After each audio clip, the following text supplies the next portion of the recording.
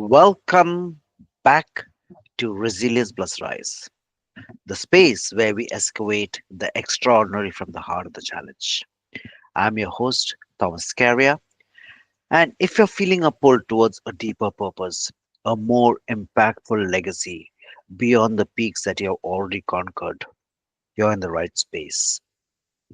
Because just like 26.2 transformative miles I explore in my book, life's most significant chapters often begin when we redefine our finish line. And yes, it's a bestseller and it's available to buy. Today's guest, Jesse, let me see, get the last name right. I think so, Jesse. You may want to start with that last name because I, Okay, I don't I don't want to mess up the it's last name. okay. It's Schewchuk. Check. Yeah. Welcome. So Thank before we can get more into Jesse's information or talk to her, Jessie is a multi award winning television producer, a keynote speaker, and a best selling author. She has over 20 years of experience in media. She is the founder and CEO of Modern Muse Media, a leading content creation training agency that empowers business and individuals to elevate their brand through impactful video storytelling. And when we talk about challenges, you. what Jessie has taken on is that she has taken on the mission for Menopause Mission. It's a non-profit organization dedicated to transforming the narrative around menopause through education, advocacy, and community connection. There was a word wherein I initially, when I started with my introduction, life's most significant chapter often begin when we redefine our finish line. Mhm. Guess what? Her book, or she has co-authored a book called as Redefining Menopause, Finding Strength, Balance, and Joy in Your Next Chapter.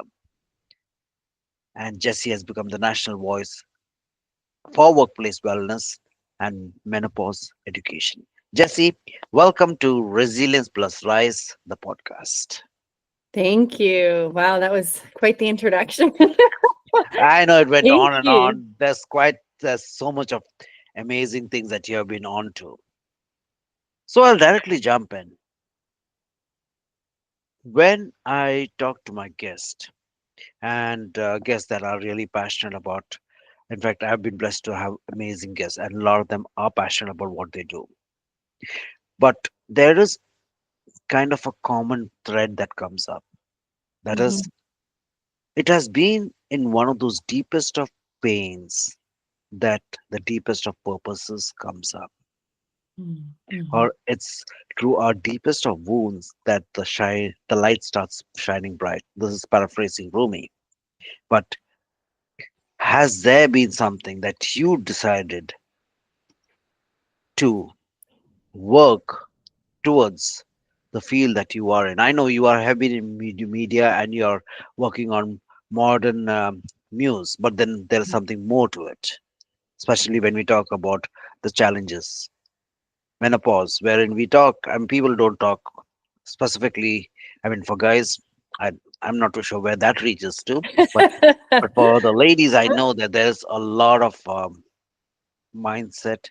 There's a lot of internet is your guru, and they just go on finding the but what goes through it. But again, what has happened that allowed you to be kind of a war leader or cheerleader or however we call it as? Yeah, I mean, we all have transformative moments within our lives. Mine was when I found myself in bed crying relentlessly for 2 days, suicidal with a plan. And my daughter came and sat on the side of my bed and said, "Mom, do I need to call someone?" And that's when I knew I needed to. Turns out I was in a very severe post-menopausal crash with my estrogen levels at basically nothing. And later found out this was a really exacerbated version of menopause because my body was so depleted, and I had been such an achiever and a go-getter and an accomplisher that I was hospitalized with pneumonia due to burnout twice. And so going into perimenopause and menopause, my body was just in a really, really rough place.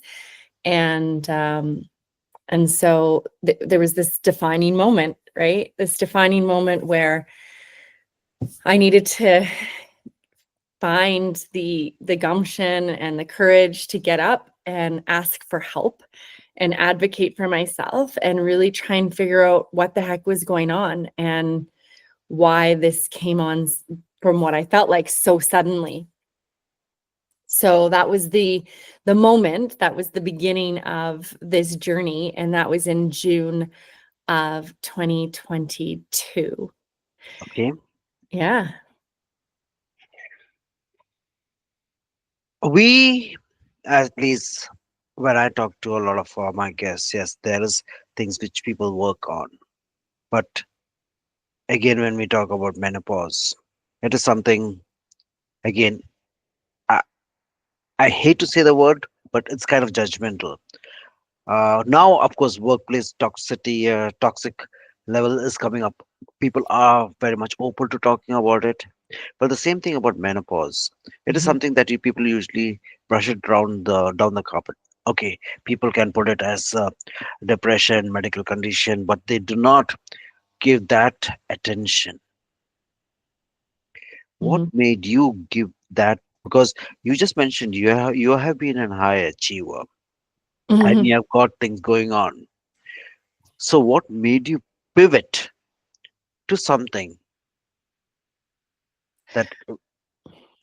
Yeah, so what ended up happening is I ended up going to my naturopath, Hmm. and he helped me out. We were actually treating the burnout first, and so I went on IV therapy. So that's where they pump in nutrients into your body, and I needed to go weekly just to build up strength in myself because I was just that depleted. I was on a waiting list to get into the menopause clinic, and I'd been on that list for about over a year for sure at that point, and hadn't really needed it until this crash came through. And then at that point, it was like, well, I needed to do something. I couldn't wait to get the phone call. At the time, it somehow landed in my lap, a license to create content for a local television station.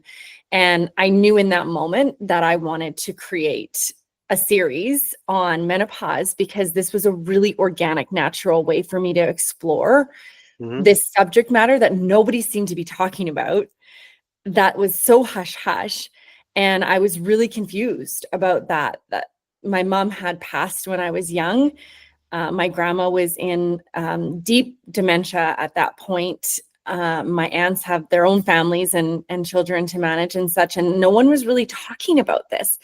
So I ended up producing, first of all, it was a 10-part for season 1 documentary series, and then I ended up getting greenlit for 12 more. So 22-part documentary series interviewing the top experts, the trailblazers, the folks that were in the know and in the study of this subject matter to find out what was going on, why I was experiencing brain fog and craziness. I could not keep my executive function together. My memory was just obsolete.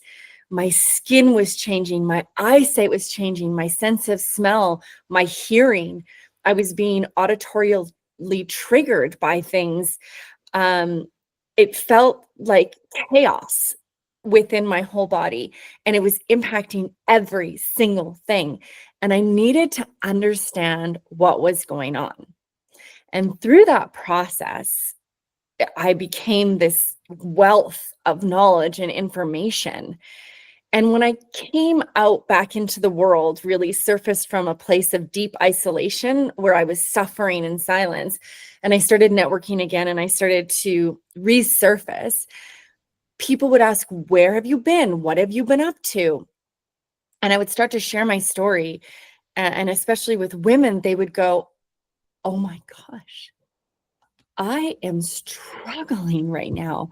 And I feel like I'm losing my mind. I feel like I have early onset dementia. I feel like I am going crazy. I have night sweats. I have hot flashes. I'm experiencing all these symptoms, and it's things that you wouldn't even expect, like itchiness all over body, itchy ears, frozen shoulder.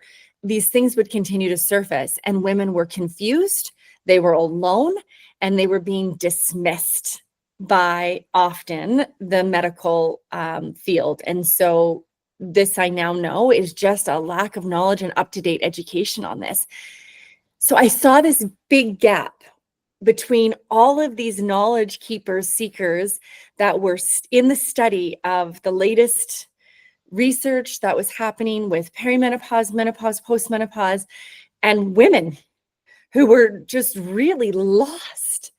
And I decided to start a nonprofit called the Menopause Mission that would close that gap, that would bring educators and experts to women where they could come, they would get their questions answered, but also to build a community, because most women that I talked to felt so alone. And it's like, no, we are all going through this. This is not your mother's menopause. This is a very different version of this experience. And, or at least we're talking about this new version, Mhm. or maybe it was there and it was just not ever talked about. But that's how that all kind of came to be. And so that's when the Menopause Mission was born. In 2023, I started the nonprofit. And in October, for the month of menopause, because October is Menopause Month, we launched our very first summit and brought 5 incredible experts and educators together, women, to come in and be able to ask all of their questions, get everything answered, but also talk to each other, so that they could know and see and feel that they were not in this by themselves. And that was massive. That was the beginning. Wow. So, guys, I'll be putting out Jesse's links, the websites wherein you can reach out. So, in case there is some feeling that there's which is not sitting right to you guys, do reach out. They may not have all the answers, but I'm sure they'll be able to direct you where you could get further answers on. Exactly. And Jesse, you mentioned that this has been a challenge for many centuries, decades. Why has it not been spoken about? What has, and especially now that you have done so much of research, and 22 episodes is not a small thing, because I take it as from my running. If I even if I have to get ready for a 10K race or something like that, I got to practice a lot. So there's a lot of work which goes just before doing that particular run or a Mhm. marathon. I would put it as a marathon. So what has been the reason that the women have been stopping themselves from? I mean, honestly, it just, women's health and women's issues were not talked about. And so from my experience and from what I've talked to other women about, is that they would ask their moms, they would ask their maternal figures, and basically it was just said, shh, we don't talk about that. We just deal with it on the down low and, put our cape on and go forward. Which is just incredulous to me. Also, the lack of research done on women and women's hormones and women's health in general. And so we know that most of the research in regards to health has been done on men, even up until the early 2000s, Hmm. for women's health, which is, again, completely absurd because we are built entirely different.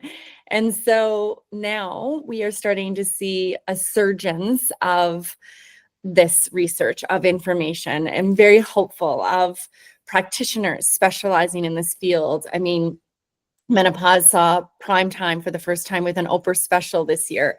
So it's finally getting its day in the sun. And folks like myself are talking about this, and not just in circles with women, because this is the misconception. Women, menopause is not a woman's issue.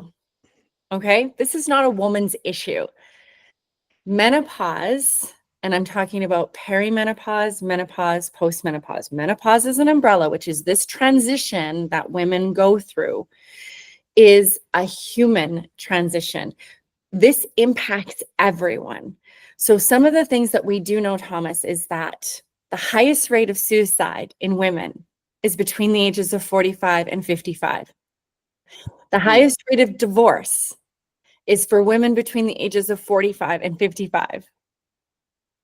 There is something happening in women on a cellular level, on a complete full cellular level, that is a change and shift, and that impacts everyone. Children, partners, workplaces, everyone, and everything.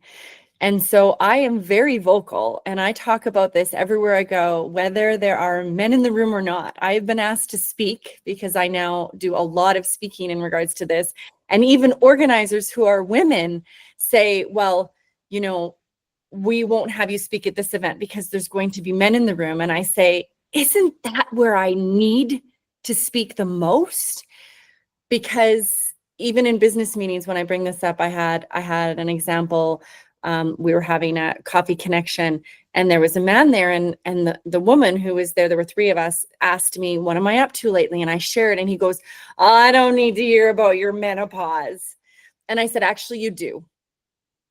And by the end of the conversation, when I shared with him some of the things that I was learning, that 1 billion women are in some form of menopause right now, and how this is impacting everyone and everything, he said, oh my gosh, thank you. I actually needed to know this because this is 50% of our population. This is something that everyone needs to talk about. Mhm. It just got me to another thought is that this we are talking in the first world country, but what happens to the underdeveloped or the third world or the countries wherein women have been taken as a secondary or maybe in the lower than that figure? Mhm. So Yeah. what's in their stories? I mean, if you, I believe if you're dug out, you would have found out about that particular cases also. What's your take on those? I I mean, this will get me fired up, and I don't know if in a good way, but yeah, I mean, there's that's a See, much, much okay, okay. deeper, First and that's a foremost, much deeper issue. this That's one, not a this menopause issue. podcast, it's like I've just leave it open, Mhm. and it's not for kids. I make it very much clear on YouTube and Spotify, etc.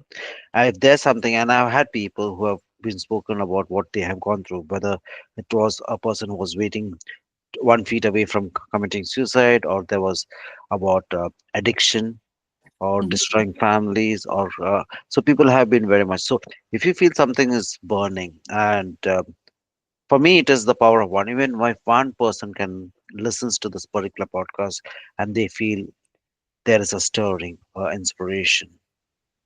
Let's make it happen. Yeah, I mean, I don't know, and it's funny, Thomas, I don't know if it's a stirring of information, sorry, a stirring of inspiration, rather than of anger and what feels like regression. Mm.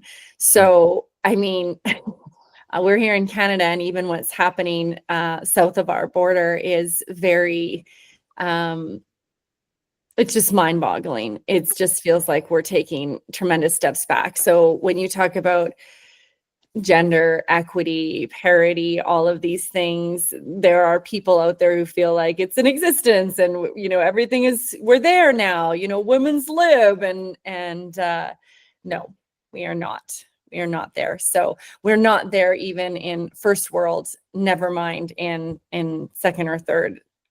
So there's just a tremendous amount of work to do, and I feel like we've, with every one step forward, it can definitely feel like 10 steps back. So I mean, that, like I said, is just a much, much bigger conversation than I think that we have even time for today. But on the hopeful side, what I do want to focus on is that are a lot more conversations happening in and around this.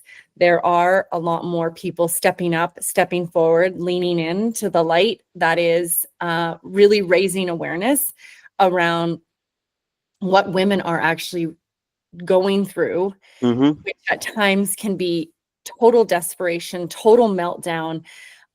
Some of the symptoms that are associated with this are not things to be made light of. Something that we joke about in pop culture are hot flashes, for example. And, this isn't funny. It actually is a really painful and awful experience when one goes through a hot flash, never mind multiple through the day and night. I was recently on another podcast, and I had somebody reach out to me, a woman who had been suffering for 5 years. She had given up her business.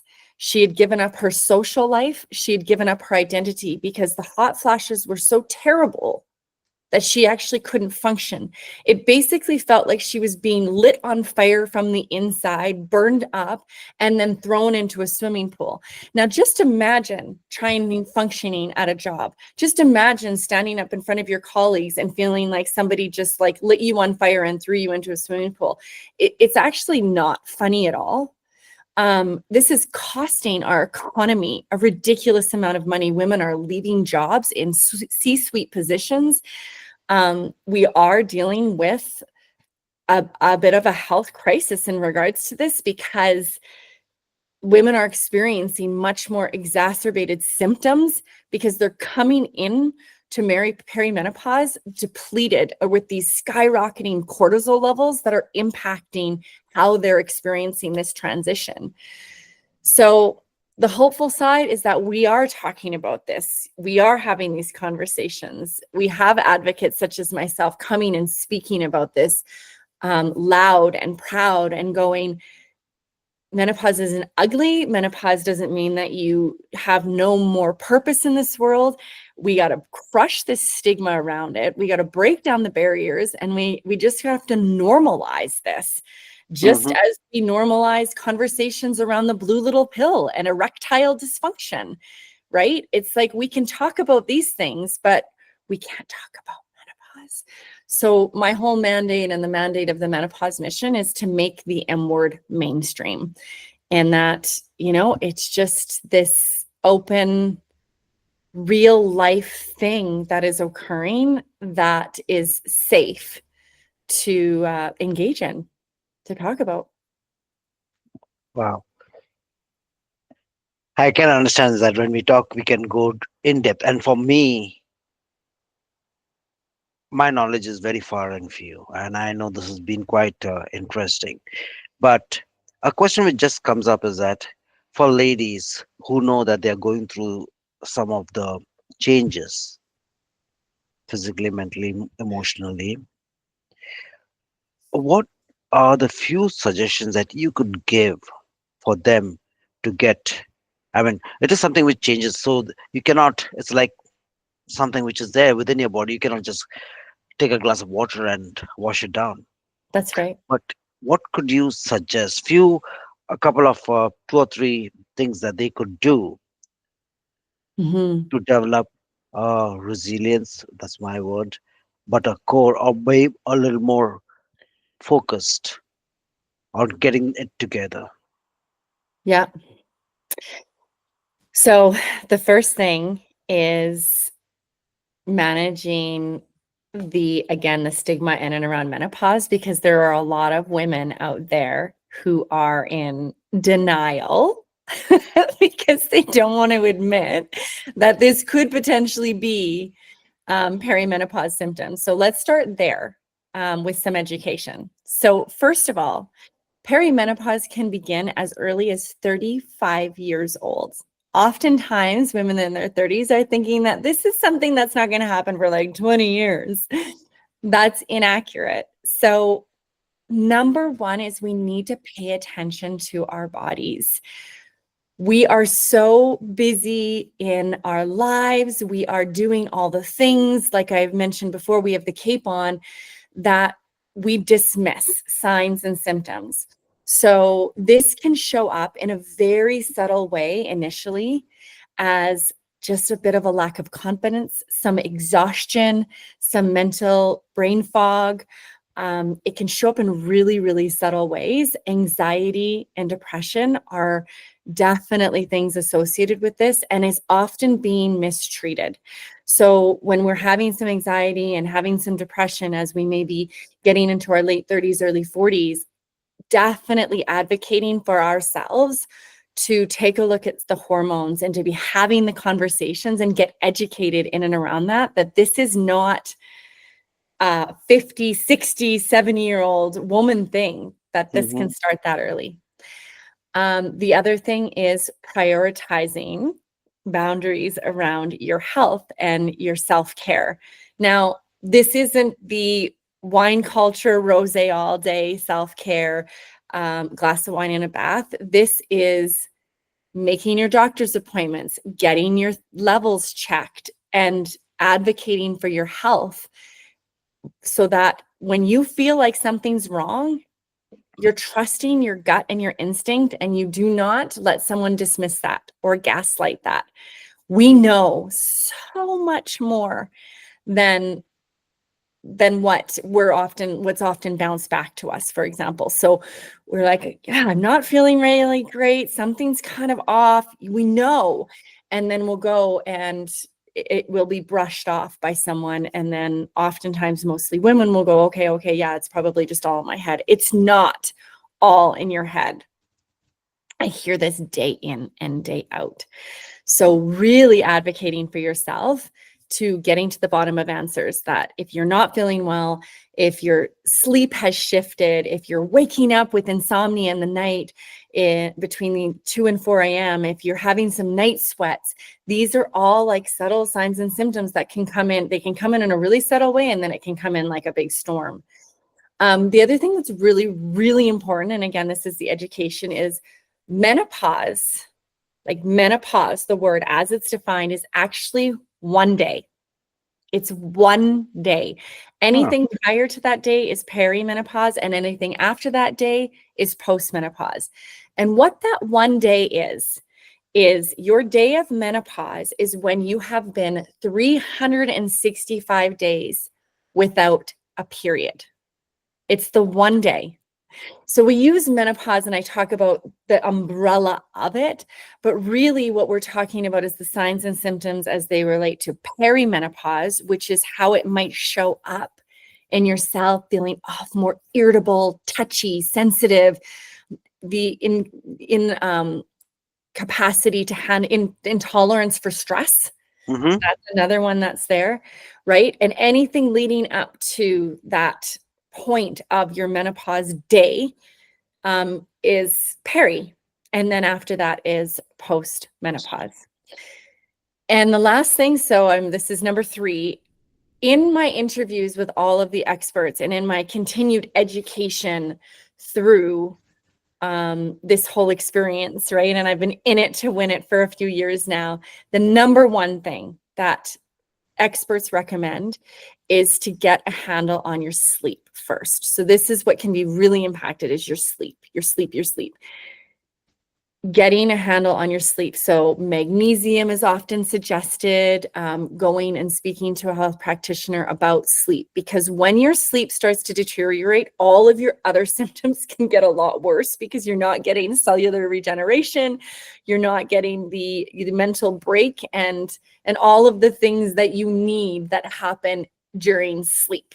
So that, again, radical boundaries and self-care would be like getting to bed earlier than Mm-hmm. staying up and binge watching something, getting a really solid amount of sleep. 9 hours. Women need more sleep than men. We just do. We have way too many tabs open at all times, or we just have a lot of tabs open at all times. And it takes a lot of mental function. And so women just need that extra time for rest and recalibration. So those are a few things that one can put in place, is just like really, really paying attention to your body, getting educated and advocating for your health, and sleep, prioritizing sleep. Wow. That's, I think so, for anybody who's listening to it and they do feel. But again, as I mentioned, guys, I will be putting out Jesse's information down in the comments. Do have a look, reach out, and there is a help. Even if it's just to talk, there would be, I know that they Yeah. could be leading you to somebody that would help you on matters that you may feel can be just pushed under the rug. Mm-hmm. So, Jesse, do you have any major events taking place in the next few weeks, months about wherein you're going to be advocating? Or is it going to be this umbrella is going to be only in Canada, or is it reaching out around the globe, or what exactly is the scenes over there? Yeah, I mean, we hope to continue to grow, grow, grow. Right now, we are primarily in Canada. So you can find any information at themenopausemission.org. The documentary series is on there available for free. Expert information is on there available for free. We really wanted to make this accessible to everyone, no matter what demographic or stage in life. And you deserve education, you deserve expertise, and you deserve answers. And you do not have to feel like this. That's another thing. There are solutions. There are so many solutions out Mhm. there. People with incredible expertise, helping with all different kinds of symptoms in different ways, both Eastern and Western. And Okay. I leave it open to all, because just depending on where you land, all I want for you is that you feel better, you feel like yourself, you are ready to thrive. And one thing about that is that we'll never be the same. It is a transition where we're never going to be the same and be able to show up in the same. But the new of menopause is that we actually focus on ourselves. This is a time for women to put themselves first, which is super tricky, super difficult. It's like a rewiring of the brain. What do you mean? But menopause will actually make you put yourself first, your needs, your priorities, and it can be an incredible time to shine. It's when women start businesses, it's when women travel, it's when women focus on themselves, it's when women write books. I myself co-authored a book following this, because I really wanted to share my story amongst other women, because as we share, we give permission for others to do the same. Wonderful. And she just mentioned businesses. She runs her own business called as Modern Muse, which is Mhm. basically a content creation via video storytelling. Of course, that we may have another conversation about it, because I want to stop the conversation over here, because what I have heard and found, again, just as a podcaster on the other side, there was so much of value. There was so much of, I don't say just information, it was of worth the time that people could look into and reassess about what are the challenges, specifically the ladies. And even the guys can look into it and can understand if there's something which is happening with their partners, with their wives, with their girlfriends, etc., whatever it is. Or they can feel that there is something maybe they could also help around. Mhm. Any last thoughts before we can get this podcast come to an end? To all the partners out there going through this journey, walking alongside um, the person that may be going through this transition, and that's a tough time too. So, I mean, have patience, have grace for both your partner, but also for yourself. This can be a rough season to get through. But once a woman is empowered and has answers and can really gain control of their health and get that back, what's on the other side is beautiful and stronger, more stronger than ever. So Partners, I see you too. I know mine has been through a lot, and I honor that. And so, if you are seeing your partner suffer as well, then really encourage them to advocate for themselves, because when you're in that melting, falling apart feeling, it is really, really hard to do anything. Never mind come to an event, get out to something. You really want to kind of self isolate. So, all you partners out there, I see you, and see your partner and encourage them to advocate for themselves too. Amazing. Thank you so very much. That was just wonderful. So, guys, we just heard about a lot of an issue that people don't bother much, but it is very much a prevalent issue. It has been a challenge. It has been a struggle. And with the statistics she mentioned from 35 to 55, where there could be divorce cases, there could be suicide, there could be depression, you name it. There are a lot of things. Have a talk. There is help available. So, Jesse, thank you so very much for your space and time Mhm. Thank as we you. just went through this entire journey. And let me just stop there.